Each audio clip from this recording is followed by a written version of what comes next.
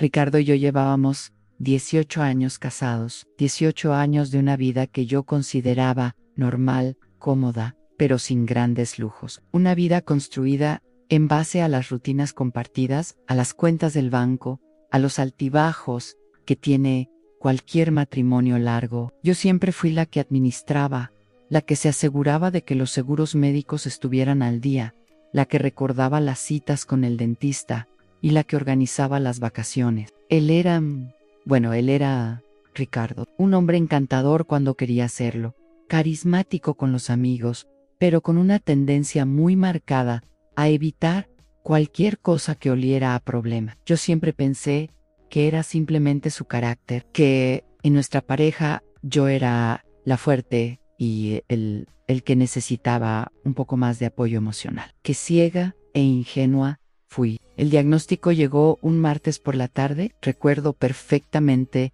la sensación fría del gel en la mamografía, la cara seria de la radióloga, la biopsia urgente y finalmente la voz pausada del doctor Méndez en cáncer de mama. Etapa 3 agresivo. El protocolo era claro e inmediato en cirugía, quimioterapia, radiación. Un año, como mínimo de mi vida, puesto en pausa. Un año de lucha feroz por delante. Sostuve la mano de Ricardo en el consultorio. Estaba helada, tiesa. Él no dijo absolutamente nada en todo el camino a casa. No me abrazó, no lloró, no me preguntó cómo me sentía, simplemente se sentó en el sofá de la sala, con la mirada perdida en un punto fijo de la pared, mientras yo intentaba procesar que mi propio cuerpo me estaba fallando de la peor manera. Esa noche, dormí sola. Él se trasladó al cuarto de huéspedes. Su excusa fue que necesitaba pensar y que yo necesitaba descansar sin interrupciones. Al día siguiente, comenzó la verdadera pesadilla administrativa. Las llamadas al seguro, las autorizaciones Basker-Cirullanos, coordinar las finanzas para ver cómo demonios íbamos a cubrir los deducibles y los gastos que la póliza no cubría. Ricardo seguía ausente, encerrado en sí mismo. Yo estaba aterrada y mi terror no era solo por la enfermedad, era por su silencio, por su distancia. 2 días después de eso, exactamente una semana antes de mi primera cirugía, la mastectomía, me desperté y él no estaba. Su lado de la cama estaba intacto, la almohada fría. Bajé las escaleras. En la mesa de la cocina no había una carta, no había una nota, no había nada. Simplemente se había ido. Subí corriendo las escaleras, abrí el armario. Su ropa no estaba, sus zapatos no estaban. Su cepillo de dientes había desaparecido del baño. Se había marchado en la madrugada, como en ladrón. Llamé a su teléfono celular, una y otra vez, pero saltaba directo al buzón de voz. Llamé a su hermano Quayon Midillo, con una voz nerviosa que lo delataba, que no sabía nada. Llamé a sus amigos, en silencio me abandonó con una enfermedad mortal declarada, con un calendario de cirugías inminente, con las cuentas por pagar y con el corazón hecho millones de pedazos. La primera sesión de quimioterapia la pasé sola, en un sillón reclinable de vinilo frío, viendo cómo ese veneno, que supuestamente me salvaría la vida, entraba en mis venas, mientras miraba la silla vacía a mi lado. La silla donde él debía haber estado sosteniendo mi mano. Los siguientes meses son un borrón de dolor, náuseas y miedo. Mis hermanas, benditas sean, se turnaban para llevarme a las sesiones. Fueron ellas las que me sostuvieron la cabeza cuando vomitaba, las que me raparon el cabello cuando empezó a caerse a mechones, llorando conmigo frente al espejo. Ricardo seguía desaparecido. Para el mundo, y legalmente, seguía siendo mi esposo, pero en la práctica era un fantasma. Las cuentas médicas empezaron a acumularse. El seguro cubría una parte, pero los copagos, los medicamentos especializados y el costo de no poder trabajar. Todo era una montaña que crecía día a día. Tuve que empezar a usar mis ahorros, esos que habíamos guardado para nuestra vejez, para pagar el tratamiento que me salvaría la vida. La quimioterapia fue brutal. Mi déjà vu, sin defensas, pero también me dejó algo más, una rabia fría, una determinación de acero. Ya no luchaba solo contra el cáncer, luchaba por sobrevivir, para ver el día en que Ricardo tuviera que mirarme a los ojos. Luchaba por pura necesidad, de demostrarle a él y a mí misma que yo no era desechable. 6 meses después de mi cirugía, en medio de las sesiones de radioterapia que me dejaban la piel quemada y exhausta, recibí una llamada. Era de un bufete de abogados en otra ciudad. Al principio pensé que era una broma, o peor, cobradores. Pero no, era sobre mi tío abuelo, un hermano de mi abuelo, al que apenas recordaba, un hombre que se había ido a vivir al extranjero hacía 50 años y del que nunca más supimos. Un hombre solitario, un inversionista brillante, que había fallecido sin hijos, y me había nombrado a mí, la sobrina nieta que recordaba de una visita décadas atrás, como su única heredera. Yo no lo podía creer. La cifra que mencionó el abogado era absurda. Era algo que no podía ni procesar. No era solo dinero para pagar el tratamiento, era una fortuna, una que cambiaba mi vida, mi futuro y todo mi pasado, de la noche a la mañana. De repente, la montaña de deudas médicas era un grano de arena. Pude pagar el mejor tratamiento de rehabilitación. Pude contratar ayuda en casa. Pude, por primera vez en meses, respirar. La noticia, por supuesto, no tardó en filtrarse. Los asuntos de herencias de esa magnitud se vuelven públicos. Y fue entonces, exactamente 2 semanas después de que los fondos se transfirieran a mi nueva cuenta bancaria, que sonó el timbre de mi casa. Ali estaba, el Ricardo A., más delgado, con ojeras, pero con la misma ropa cara que siempre le gustó usar. Y estaba llorando, lloraba a lágrima viva, en el porche de mi casa. Lo miré a través de la puerta entreabierta. Ahí estaba, el hombre que no había visto en 8 meses. 8 meses, en los que yo había descendido al infierno, y había vuelto a subir, sola, y estaba llorando. No eran lágrimas de dolor, no eran lágrimas de arrepentimiento, eran lágrimas de conveniencia, lágrimas de cocodrilo, calculadas para ablandar a la mujer que él creía que seguía siendo. Lo supe en ese instante. El cáncer no solo había quemado las células malas de mi cuerpo, había quemado toda la niebla de ilusión que yo tenía sobre él. A lo que sentí no fue tristeza, ni siquiera fue el eco del amor perdido. Fue una claridad fría, cortante, como un bisturí. Vi a un extraño en mi puerta, un extraño codicioso y patético. Le abrí la puerta a... Él intentó abrazarme, lanzarse a mis pies. Puse una mano en su pecho, con la poca fuerza que aún estaba recuperando, y lo detuve en seco. Mi casa, mis reglas. Le dije que se sentara en el sofá, el mismo sofá donde él se había quedado mirando a la pared, paralizado, el día del diagnóstico.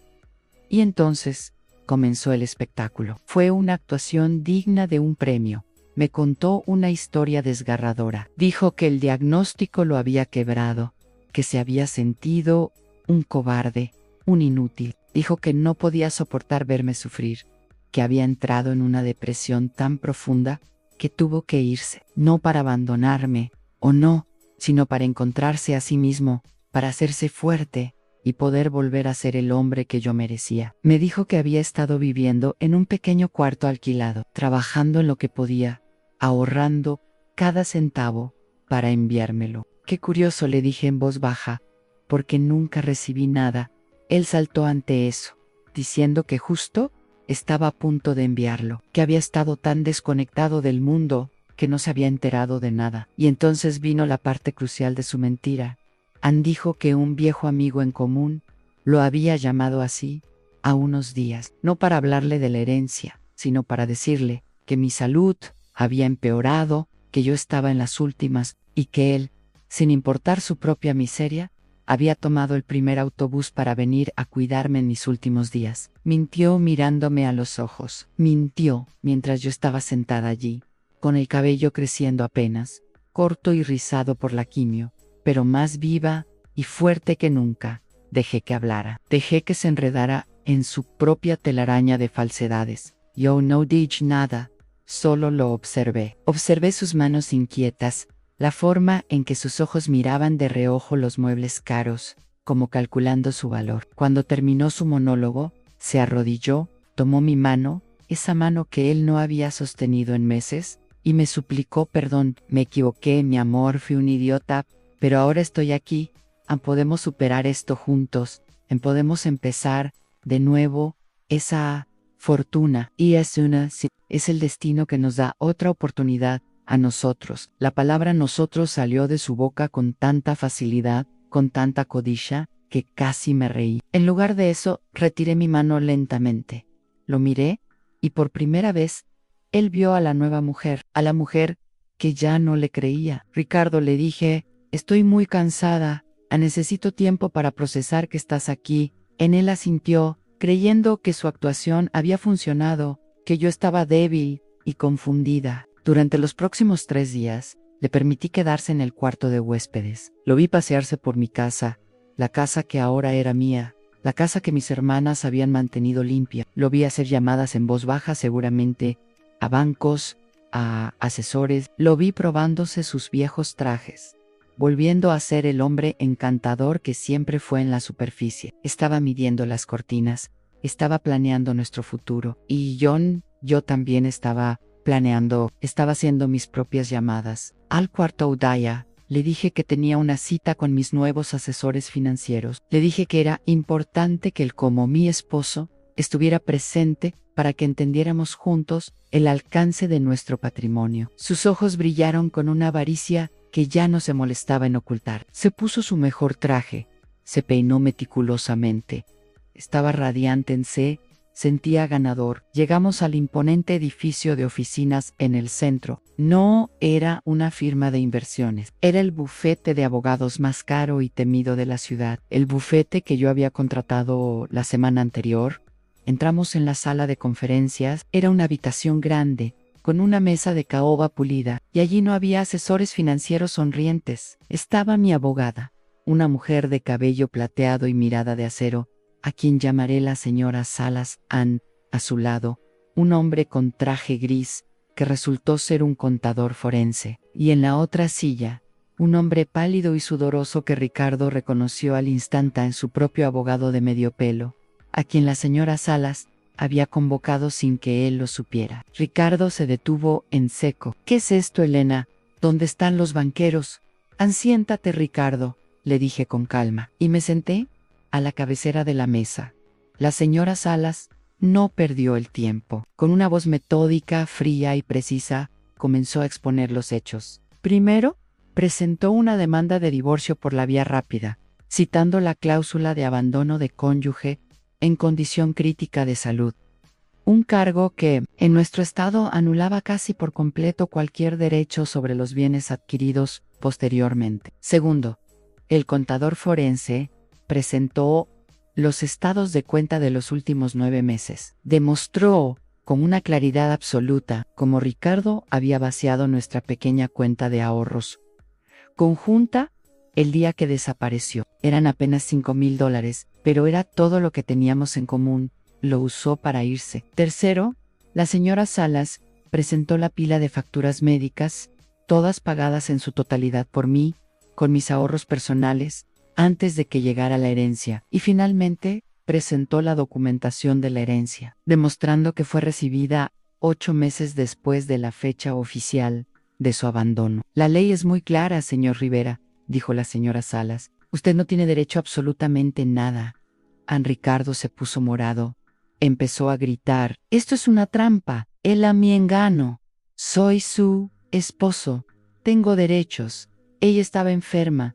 No sabía lo que hacía su propio abogado. Viendo la montaña de evidencia, le puso una mano en el brazo y le dijo que se callara, que estaba empeorando las cosas. Pero la señora Salas no había terminado. De hecho, dijo ella, levantando una ceja, ya que usted abandonó a mi cliente y retiró fondos comunitarios para hacerlo, mi cliente ha decidido presentar una demanda civil en su contra, no solo por ese dinero, sino por daños emocionales y perjuicios. Y vamos a embargar cualquier bien que usted posea para cubrir los ahorros que ella tuvo que gastar en su tratamiento mientras usted estaba buscándose a sí mismo. La cara de Ricardo pasó del rojo al blanco ceniza. Se dio cuenta, en ese instante, de que no solo no iba a tocar un centavo de mi fortuna, sino que iba a perder lo poco que tenía. Se derrumbó en la silla a un hombre roto, expuesto en su miseria moral,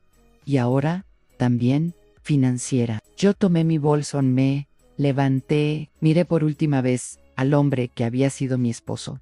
No sentía odio, no sentía nada, solo lástima y un alivio inmenso. Eran salas. Todo está en sus manos, dije, y salí de esa sala de conferencias sin mirar atrás. Salí al sol de la tarde, respiré hondo, el aire se sentía diferente. Estaba en remisión, los médicos decían que el pronóstico era excelente. Era rica, sí, pero eso era secundario. Lo más importante era que, por primera vez en mi vida, era libre. La paz que sentí en ese momento, amigos míos, esa paz, no hay herencia que la pueda comprar. La vida, queridas amigas, tiene una forma muy dura de enseñarnos que la verdadera riqueza nunca está en una cuenta bancaria, sino en la fortaleza que descubrimos en nosotras mismas cuando nos quitan todo lo demás. Aprendí que se puede sobrevivir a la peor de las tormentas, pero que es 1000 veces mejor hacerlo sin el peso de alguien